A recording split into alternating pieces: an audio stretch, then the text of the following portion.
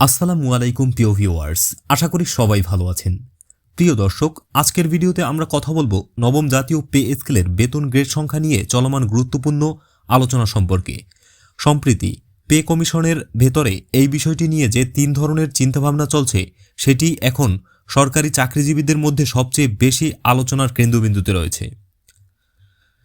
Pay commission সূত্রে জানা গেছে, বর্তমানে সরকারি চাকরিজীবীদের জন্য মোট 20টি গ্রেড চালু রয়েছে। কমিশনের একটি অংশ মনে করছে এই 20টি গ্রেড অপরিবর্তিত রেখেই যুক্তিসঙ্গত হারে বেতন ও ভাতা বাড়ানোর সুপারিশ করা যেতে পারে। তাদের যুক্তি হল, দীর্ঘদিন ধরে প্রচলিত কাঠামো বজায় রাখলে প্রশাসনিক জটিলতা কম হবে। তবে কমিশনের আরেকটি অংশ এই মতের ঘোর বিরোধিতা করছে। তারা মনে করছেন গ্রেড সংখ্যা বেশি হওয়ার কারণেই বেতন কাঠামোতে বৈষম্য তৈরি হচ্ছে। তাই তারা বর্তমান 20টি গ্রেড কমিয়ে 16টি করার পক্ষে মত দিচ্ছেন। তাদের মতে এতে কাঠামো আরও বাস্তবসম্মত ও সহজ হবে।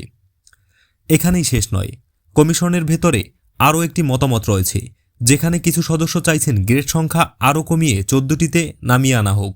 তাদের যুক্তি হল, গ্রেড যত বেশি হবে ব্যবধান তত বাড়বে। গ্রেড সংখ্যা কমানো গেলে বেতন বৈষম্য অনেকটাই কমানো সম্ভব হবে। নাম প্রকাশ না করার শর্তে পে কমিশনের এক সদস্য জানিয়েছেন, গ্রেড সংখ্যা নির্ধারণ নিয়ে এখনও কমিশনের ভেতরে পূর্ণ ঐকমত্য তৈরি হয়নি। আগের মতোই গ্রেড থাকবে নাকি কমানো হবে, এই গুরুত্বপূর্ণ সিদ্ধান্তটি আসন্ন সভায় বিস্তারিত আলোচনার মাধ্যমে চূড়ান্ত করার চেষ্টা করা হবে। এ বিষয়ে কমিশনের সব সদস্যের একমত হওয়াটা অত্যন্ত জরুরি বলে তিনি উল্লেখ করেন। আগামী বুধবার অনুষ্ঠিত হতে যাওয়া সভায় মূলত 2টি বিষয়কে সর্বোচ্চ গুরুত্ব দেওয়া হবে। 1. মোট বেতন গ্রেড কতটি হবে। 2. সর্বোচ্চ ও সর্বনিম্ন বেতন কত নির্ধারণ করা হবে। এই 2টি বিষয়ে সিদ্ধান্ত চূড়ান্ত হলে কমিশন দ্রুত তাদের সুপারিশ চূড়ান্ত করতে পারবে বলে জানা গেছে। এদিকে নবম পে স্কেল নিয়ে বিভিন্ন সংস্থা ও সংগঠন থেকে যে মতামত এসেছে সেগুলোকে পুঙ্খানুপুঙ্খভাবে বিশ্লেষণ করছে জাতীয় বেতন কমিশন।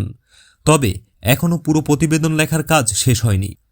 কমিশন সূত্র বলছে, সাম্প্রতিক কর্মসূচি বা সমাবেশের কারণে তারা চাপের মধ্যে নেই, বরং একটি বাস্তবসম্মত ও টেকসই সুপারিশ তৈরির দিকেই তাদের পুরো মনোযোগ।